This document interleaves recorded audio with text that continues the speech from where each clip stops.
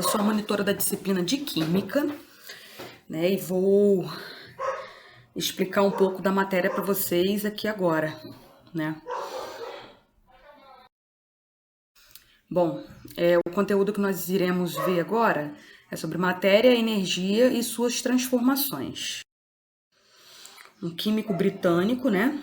E ele foi um dos primeiros cientistas a defender que a matéria ela é feita de partículas, de pequenas partículas, no caso os átomos, né?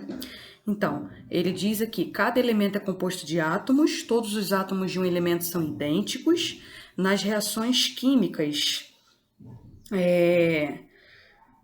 os átomos não são alterados, né? Segundo ele. Os compostos são formados quando átomos de mais de um elemento se combinam. Bom, a lei de Dalton das proporções múltiplas. Quando dois elementos formam diferentes compostos, a proporção da massa dos elementos em um dos compostos está relacionada à proporção da massa do outro através de um número inteiro pequeno.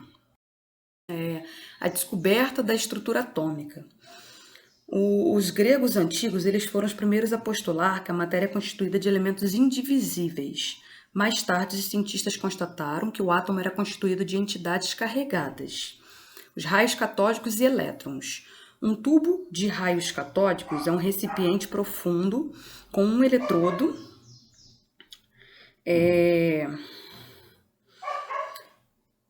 em cada extremidade.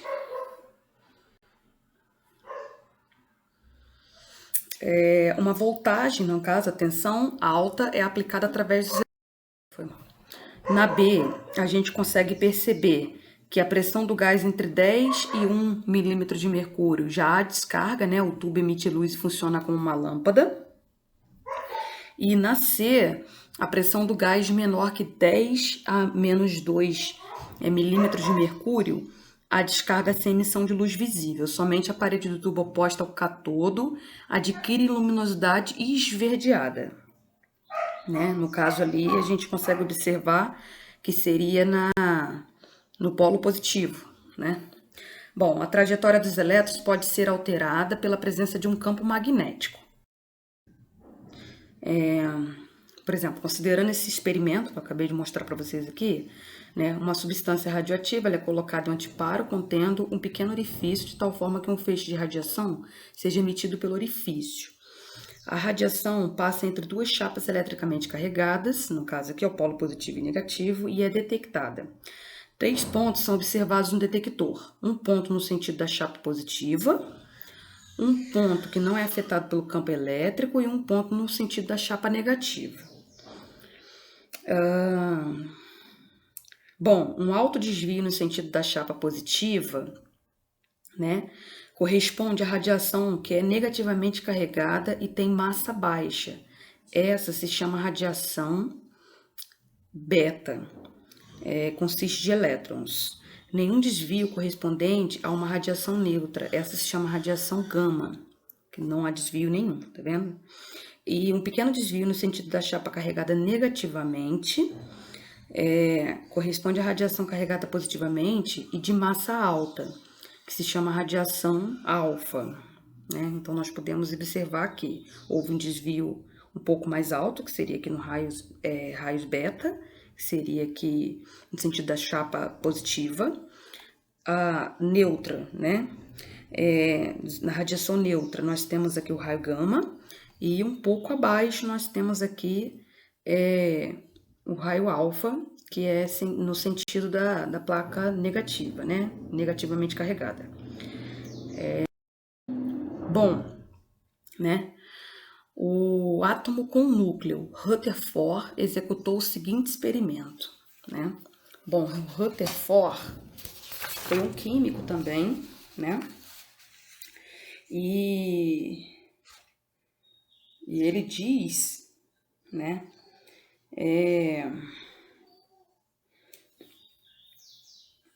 Que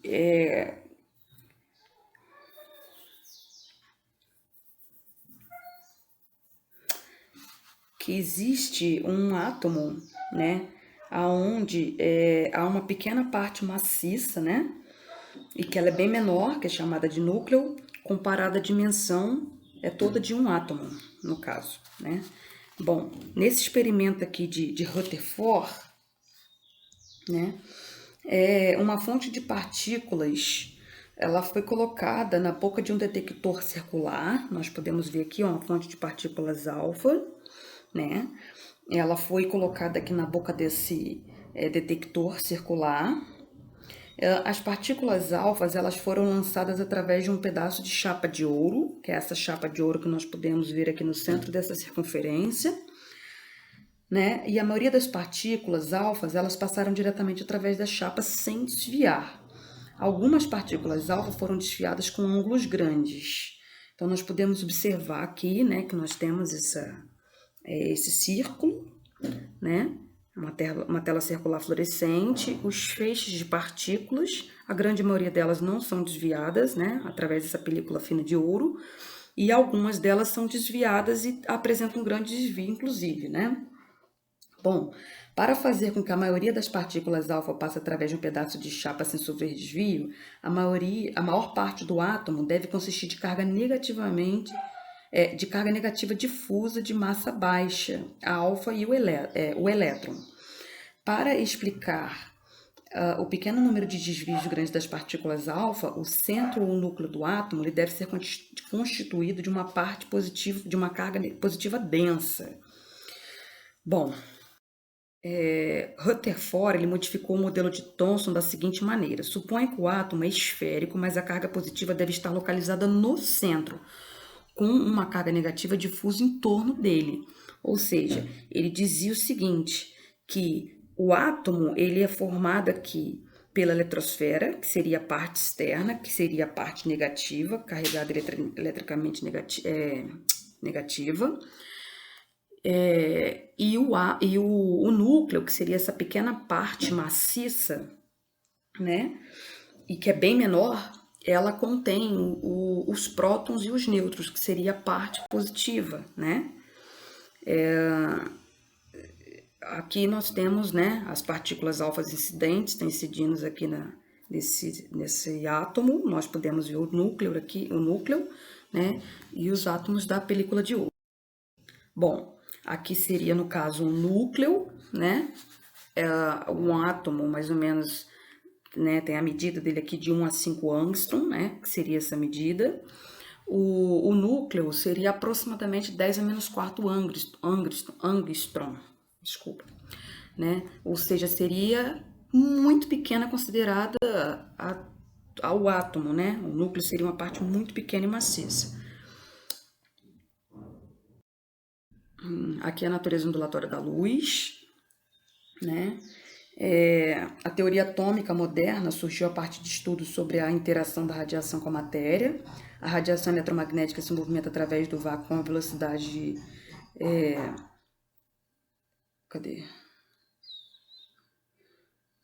As ondas eletromagnéticas têm características ondulatórias semelhantes às ondas que se movem na água, né?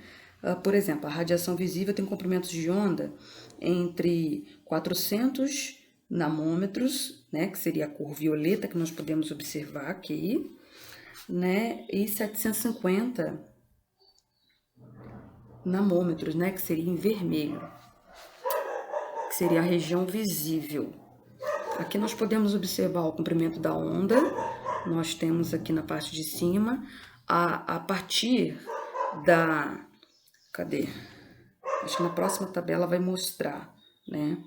De 10 a menos 10, no caso, nós podemos observar que já temos os raios-x, né? E a menos 9, o nanômetro, né? Seria ultravioleta, que já seria a parte visível. Nós podemos ver aqui, ó. Esse gráfico tá até...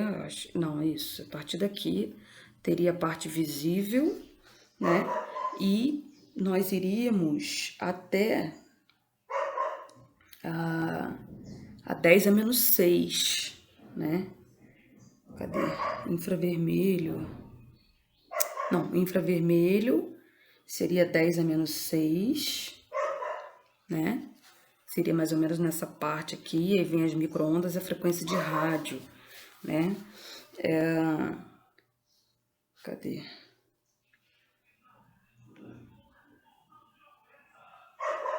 Seria nessa parte vermelha aqui, de 750 nanômetros. Então, isso é o que nós conseguiríamos enxergar, né? Bom, natureza ondulatória da luz, né? Aqui seria essas unidades de comprimento de onda, né? Comuns para radiações eletromagnéticas, eu estava falando aqui. O angstrom, que é a unidade medida, né? Aqui seria o símbolo, comprimento é 10 a menos 10, que seria o tipo de radiação raio-x, né? A ultravioleta, que seria já a parte visível, seria 10 a menos 9, que é o namômetro. Infravermelha 10 a menos 6, né, que é o micron. O milímetro, que seria infravermelho também, que já seria 10 a menos 3, enfim, né? Bom, aqui são algumas... Aqui é só a nível de conhecimento, é uma tabelinha onde tem essas unidades de comprimento de onda. Bom, energia quantizada e fótons. Planck. A energia só pode ser liberada ou absorvida por átomos em certos pedaços de tamanhos mínimos, chamado quantum. A relação entre energia e frequência é esse E aí, né, igual a H vezes B. Seria uma fórmula onde H é a constante de Planck, que seria 6,626 vezes 10 a menos 34, né, joules. Isso? Isso. Para entender a quantização, considere a subida em uma rampa versus a subida em uma escada. Para a rampa, há uma alteração constante na altura, enquanto na escada, uma alteração gradual e quantizada na altura. Einstein supôs que a luz trafega em pacotes de energia denominados fótons, né? A energia de um fóton é dada por aquela forma, é igual a H vezes V. O efeito fotoelétrico fornece evidências, o efeito fotoelétrico fótons, tá?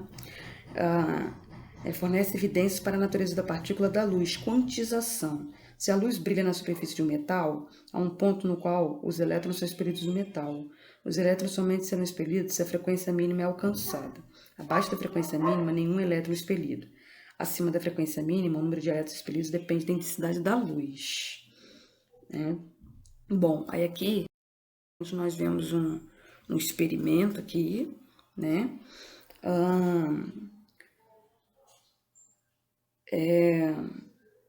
Nós podemos observar, no caso, essa energia, né, radiante, essa energia quantizada, né, e os fótons.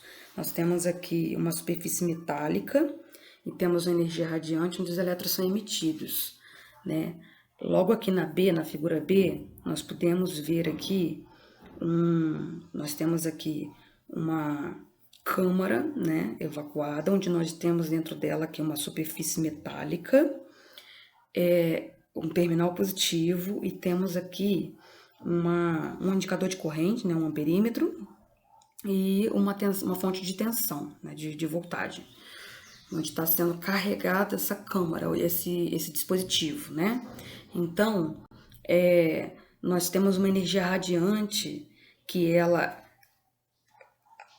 incide nessa placa metálica e ela emite esses elétrons para cá, para esse terminal positivo, entendeu? Então, isso aqui seria um experimento. Bom, espectros de linhas, né? E o modelo de Bohr, Niels Bohr. Bom, a radiação composta por um único comprimento de onda é chamada de monocromática. A radiação que se varre em uma matriz completa de diferentes comprimentos de onda é chamada de contínua. A luz branca pode ser separada em um espectro contínuo de cores. Observe que não há manchas escuras no espectro contínuo que corresponderiam às linhas diferentes.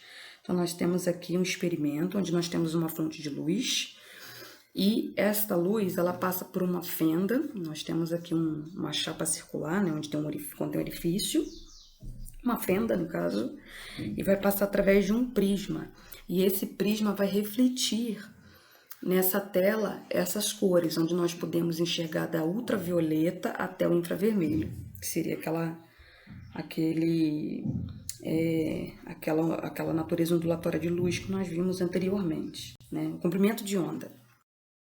Bom, as cores de gases excitados surgem devido aos movimentos dos elétrons entre os estados de energia no átomo. Então, nós temos aqui em namômetros, né, as unidades, a quantidade, né, em que aparece, por exemplo, a partir do 590, mais ou menos, em torno de 600 namômetros, por exemplo, começa a se aparecer uma luz visível ali, né, começa a aparecer a cor do gás, no caso, né, dos gases, as cores dos gases. Nesse caso, a gente está vendo aqui do sódio, né, Na. No hidrogênio, nós vemos aqui também as cores que ela apresenta, né, por exemplo, o ultravioleta aqui, ó, a partir do 410, mais ou menos, né, e vemos o último aqui já em torno já de 655, mas 652,5, mais ou menos, né. Aqui já é o infravermelho, próximo do infravermelho, né, do hidrogênio. Bom, já que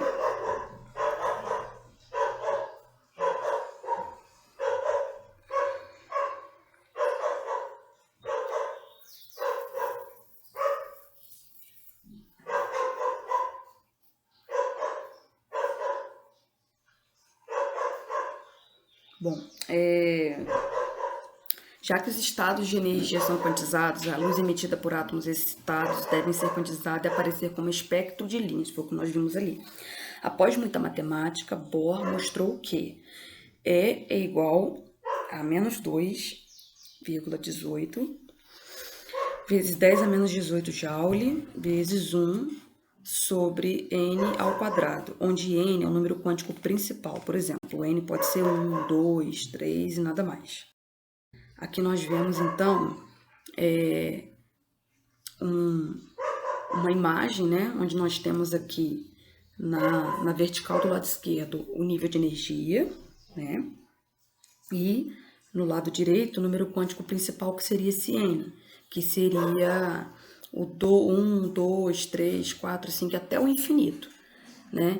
E aí nós veremos, né, que ele vai zerar aqui, ó, por exemplo, quando for o infinito aqui do lado direito, que seria o número quântico, a energia ela vai zerar, né? Ou seja, o modelo de Bohr diz que a primeira órbita no modelo dele tem N igual a 1 e é a mais próxima do núcleo, e convencionou-se que ela tem energia negativa. A órbita mais distante do modelo de Bohr tem N próximo ao infinito e corresponde à energia zero. Os elétrons no modelo de Bohr, eles podem se mover apenas entre órbitas através da absorção e da emissão de energia em quantum. Bom, só um momento, por favor. Retomando aqui, né? Sabendo-se que a luz tem uma natureza de partícula, parece razoável perguntar se a matéria tem natureza ondulatória. Utilizando as equações de Einstein, de Planck, de Broglie mostrou. Bom, essa aqui é a fórmula, né? Onde temos esse símbolozinho aqui, que seria uma letra grega, que é a 11ª letra do alfabeto grego, chama-se lambda, é igual a H sobre mv, vezes v. Bom, o momento mv é uma propriedade de partícula, enquanto o lambda é uma propriedade ondulatória. Ou seja, esse lambda ele é o comprimento de onda da partícula, o H seria a constante de Planck, a m seria a massa da partícula vezes a velocidade da partícula, que seria esse v. De Broglie resumiu os conceitos de ondas e partículas com efeitos notáveis se os objetos são pequenos.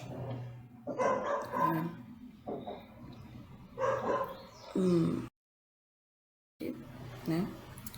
Bom,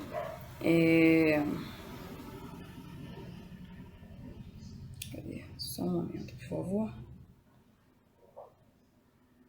Bom, o comportamento ondulatório da matéria é o princípio da incerteza, né? O princípio da incerteza de Heisenberg. Na escala de massa de partículas atômicas, não podemos determinar exatamente a posição, a direção do movimento e a velocidade simultaneamente. Para os elétrons, não podemos determinar seu momento e sua posição simultaneamente. Isso é o princípio da incerteza de Heisenberg, né?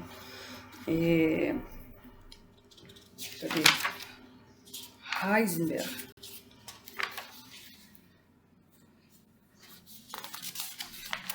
Cadê esse momento?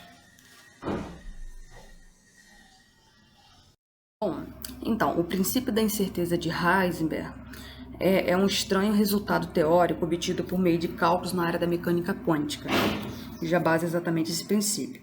Por meio dos conhecimentos da física clássica, acreditava-se que, conhecendo a posição inicial e a velocidade, mais especificamente a quantidade de movimento de um corpo ou de um sistema de corpos, seria possível prever seu comportamento nos instantes futuros.